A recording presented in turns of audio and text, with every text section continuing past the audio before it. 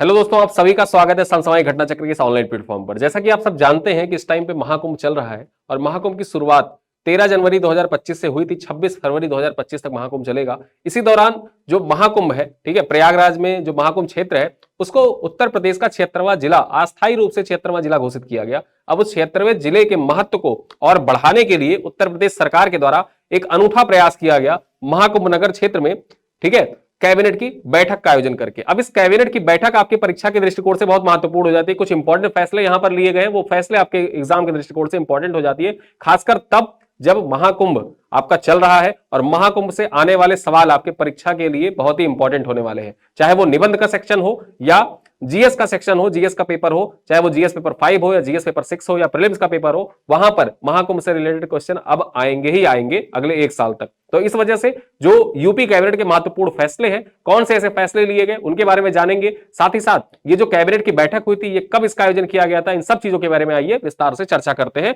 तो महाकुंभ नगर में कैबिनेट की बैठक, ये हमारी हेडिंग है और इसके अंतर्गत अगर हम देखें तो उत्तर प्रदेश के प्रयागराज स्थित, ठीक है, उत्तर प्रदेश के प्रयागराज स्थित महाकुंभ नगर, जो महाकुंभ नगर है ये उत्तर प्रदेश का 76वां जिला है, 76वां जिला है। अस्थायी रूप से इसको बनाया गया है। यहां पर एक स्पेशल डीएम भी अपॉइंट कर रखे गए हैं। विभिन्न अधिकारी जो होते हैं, विभिन्न पदाधिकारियों को स्पेशली अपॉइंट करके रखा गया है, ठीक है।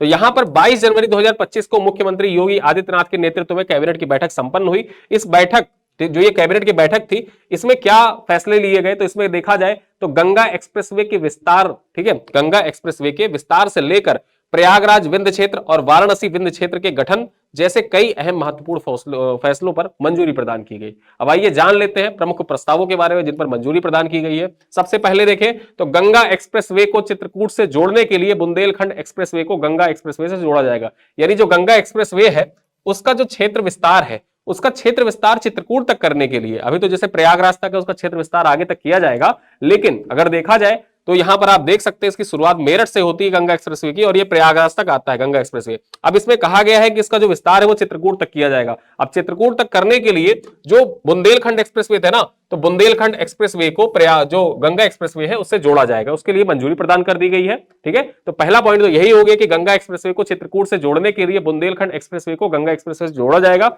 साथ ही साथ यहां पर एक खास बात और है कि गंगा नदी पर 6 लेन का एक पुल बनाया जा रहा है, ठीक है।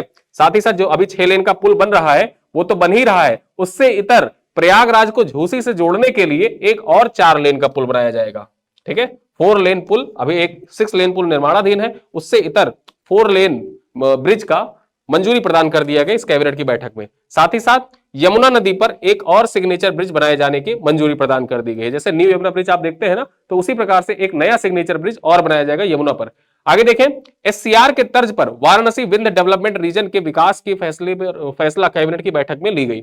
जो एससीआर क्षेत्र है, जैसे स्टेट कैपिटल रीजन एनसीआर था, एनसीआर के तर्ज पर एससीआर का गठन किया जा रहा है। अब उसी एससीआर के तर्ज पर जो वाराणसी विंध्य डेवलपमेंट रीजन है उसका भी निर्माण किया जाएगा। तो यहां पर यह पॉइंट आपके परीक्षा के दृष्टिकोण के लिए इंपॉर्टेंट है, या जब भी आपसे बुंदेलखंड क्षेत्र विकास के बारे में पूछे तो ये पॉइंट आप लिख कर आइएगा, ठीक है, कि महाकुंभ नगर क्षेत्र में 22 जनवरी 2025 को आयोजित कैबिनेट की बैठक में यह फैसला लिया गया कि एससीआर के तर्ज पर ही वाराणसी विंध्य डेवलपमेंट रीजन का विकास किया जाएगा, जिससे जो बुंदेलखंड क्षेत्र है उसका विकास होगा। आगे देखें, इसके अलावा भारतीय नागरिक सुरक्षा संहिता 2023 की धारा 20 के अंतर्गत अभियोजन निदेशालय की स्थापना के संबंध में प्रस्ताव को मंजूरी प्रदान कर दी गई है। यानी कि उत्तर प्रदेश में कानून व्यवस्था को और संचालित करने के लिए जो भारतीय नागरिक सुरक्षा संहिता है ना, ठीक है, भारतीय नागरिक सुरक्षा संहिता, इसकी जो धारा 20 है, इसके अंतर्गत कहा गया है अभियोजन निदेशालय की स्थापना के बारे में बात की गई है। तो अभियोजन निदेशालय की स्थापना के प्रस्ताव को भी मंजूरी प्रदान कर दी गई। और वो मंजूरी कब प्रदान की गई? यही 22 जनवरी को जो बैठक हुई थी कैबिनेट की, उसी बैठक में ये मंजूरी प्रदान की गई थी। आगे बात करें, कैबिनेट में प्रयागराज नगर निगम, वाराणसी नगर निगम और आगरा नगर निगम हेतु म्युनिसिपल बॉन्ड निर्गत करने तथा अवस्थापना विकास निधि से क्रेडिट रेटिंग के लिए धनराशि उपलब्ध कराए जाने पर अनुमोदन प्राप्त किए जाने के संबंध में भी मंजूरी मिल गई है, ठीक है। तो यहां पर ये तीनों नगर निगम का याद रखना, म्युनिसिपल बॉन्ड जारी करने के लिए प्रयागराज नगर निगम, वाराणसी नगर निगम और आगरा नगर निगम हेतु म्युनिसिपल बॉन्ड निर्गत करने के लिए अवस्थापना विकास हेतु निधि जो होगी उसके लिए मंजूरी प्रदान कर दी गई है। तो तीनों नगर निगम का याद रखना। अब यहां पर तीनों में से कौन शामिल नहीं है, ऐसे प्रश्न आपसे एग्जाम में पूछ सकता है। आगे बात करें, टाटा टेक्नोलॉजी लिमिटेड के सहयोग से प्रदेश में 62 राजकीय औद्योगिक प्रशिक्षण संस्थान, जो आईटीआई होते हैं ना, तो उसी प्रकार के 62 आईटीआई संस्थानों का उन्नयन किया जाएगा। और ये उन्नयन जो है, आईटीआई का उन्नयन किसके सहयोग से किया जाएगा?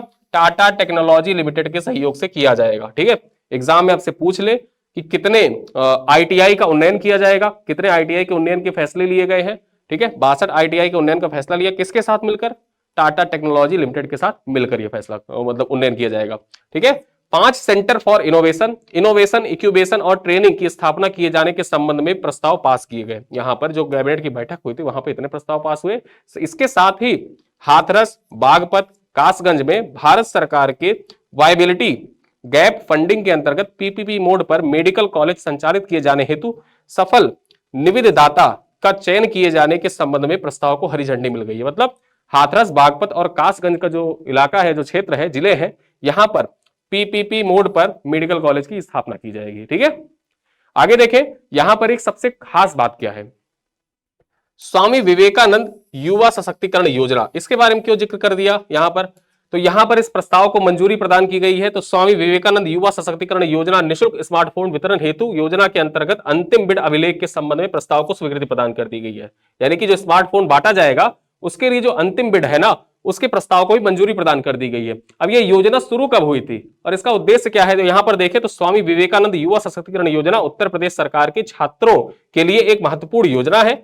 25 दिसंबर 2021 को लखनऊ के इकाना स्टेडियम में, ठीक है, लखनऊ के इकाना स्टेडियम में इस योजना का शुभारंभ किया गया था। कहां से? अटल बिहारी स्टेडियम। अब इकाना स्टेडियम का नाम परिवर्तित करके अटल बिहारी स्टेडियम के नाम, अटल बिहारी जी के नाम पर रखा गया है। और वहीं पर 25 दिसंबर 2021 को इसकी शुरुआत हुई थी। जो 25 दिसंबर का दिन होता है, इसको सुशासन दिवस के रूप में मनाते हैं। किस दिवस के रूप में? सुशासन दिवस के रूप में मनाते हैं। और सुशासन दिवस क्यों? अटल बिहारी जी की जयंती होती है और अटल बिहारी जी की जयंती को सुशासन दिवस के रूप में मनाया जाता है। और उसी दिन इस योजना की शुरुआत हुई थी, स्वामी विवेकानंद युवा सशक्तिकरण योजना। परीक्षा में आपसे योजना का डेट पूछ सकता है। जैसे पूछेगा स्वामी विवेकानंद युवा सशक्तिकरण योजना की शुरुआत कब हुई थी और डेट दे रखेगा 12 जनवरी। आप सोचेंगे कि 12 जनवरी युवा दिवस मनाया जाता है, विवेकानंद की जयंती होती है, टिक करके आएंगे, गलत हो जाएगा। याद रखना कब? 25 दिसंबर 2021 को। आगे देखें, उत्तर प्रदेश एरोस्पेस तथा रक्षा इकाई रोजगार प्रोत्साहन नीति 2024 को भी यहां पर मंजूरी प्रदान कर दी गई है। ठीक है, तो यहां पर इसको मंजूरी प्रदान कर दी गई है।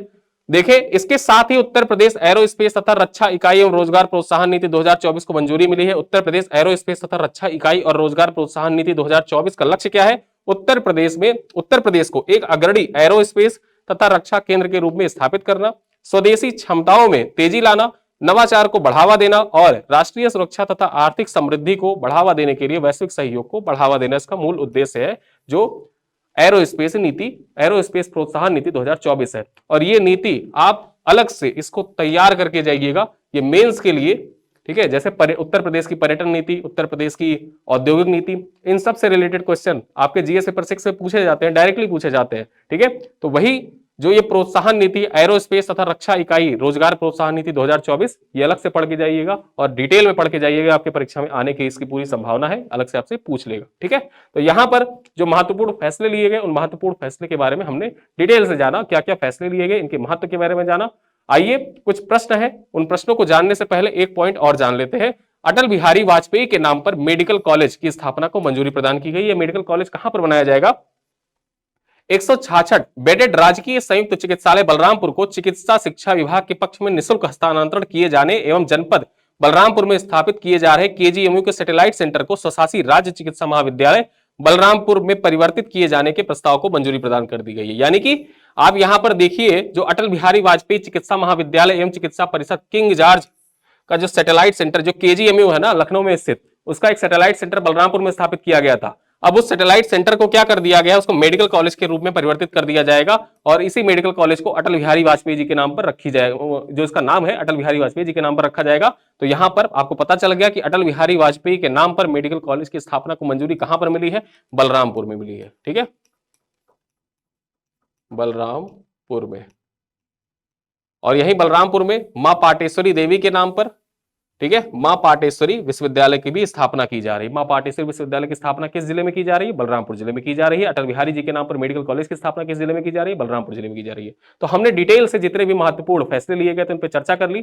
कुछ प्रश्न है आपके लिए, उन प्रश्नों का उत्तर आपको कमेंट बॉक्स में देना है। प्रश्न क्या है? स्वामी विवेकानंद युवा सशक्तिकरण योजना की शुरुआत कब की गई थी? ठीक है, 24 जनवरी 2022, 15 अगस्त 2022, 25 दिसंबर 2021, 25 दिसंबर 2022। ठीक है, 4 ऑप्शन है, इनमें से एक का उत्तर आपको चयन करना है, कमेंट बॉक्स में लिखना है। दूसरा क्वेश्चन क्या है? उत्तर प्रदेश स्थापना दिवस पहली बार किस वर्ष मनाया गया? पहली बार उत्तर प्रदेश स्थापना वर्ष कब मनाया गया था? 2017, 1950, 2018 या 2022? ठीक है, इन दोनों प्रश्नों का उत्तर आप कमेंट बॉक्स में दीजिएगा। वीडियो कैसा लगा कमेंट बॉक्स में आप लिख के बता सकते हैं। अपने दोस्तों के साथ वीडियो साझा करिएगा, पसंद आए तो लाइक करिएगा और इसी के साथ जुड़े रहिए नॉलेजफुल वीडियो के लिए घट्टा चक्र कम्युनिटी से, घट्टा चक्र यूट्यूब चैनल से। मिलते हैं अगले वीडियो में, तब तक के लिए धन्यवाद।